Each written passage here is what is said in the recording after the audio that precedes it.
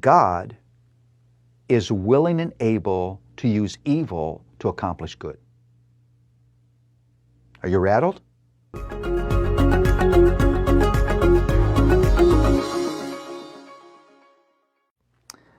I love Ezra. Well, I love the whole Bible, but I just love Ezra.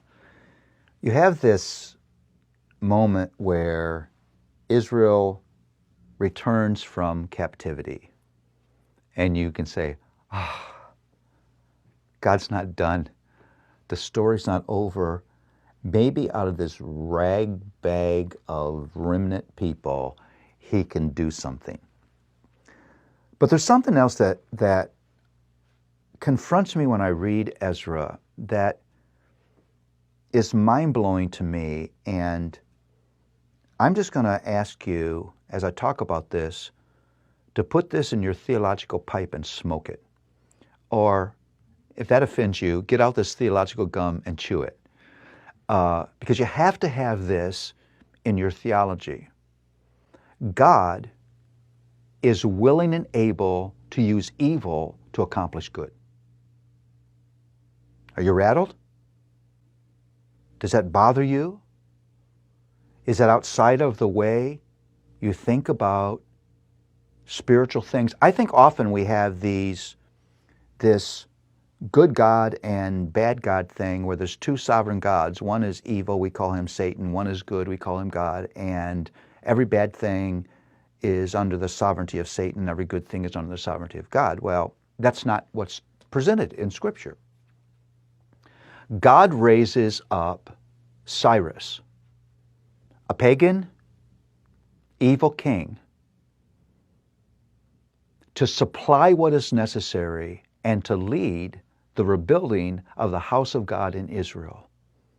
God actually works in the heart of this man to do this unthinkable thing. Now, it should not surprise us, because elsewhere in Scripture we're told that God rules over the affairs of nations, that he raises kings up and he casts kings down.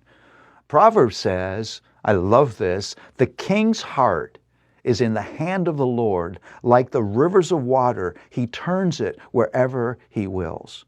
Listen, God's toolbox, the tools that he can use to accomplish his purpose, are you ready for this? Includes everything.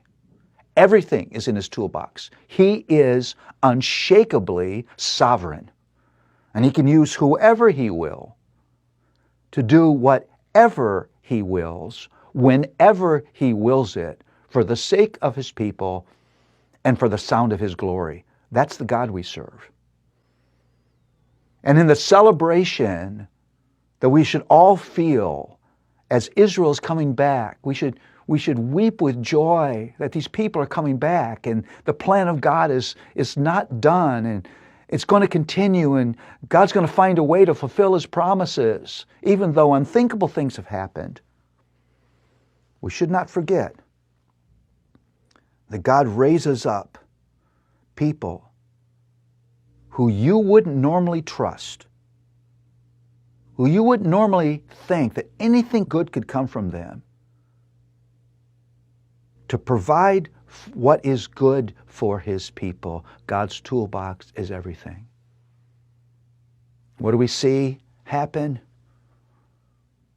We see God's law being read again. We see worship happening again. We see life again for the people of God. Captivity was not the end of the story. We're all exiles and captives. And God uses a variety of means to bring us back to him, back to relationship with him, back to the worship of him, back to the love of his law, what he says is right and good. You know, maybe your problem today is your God is too small. He's too limited. You don't understand the hugeness of this God, how big his toolbox is.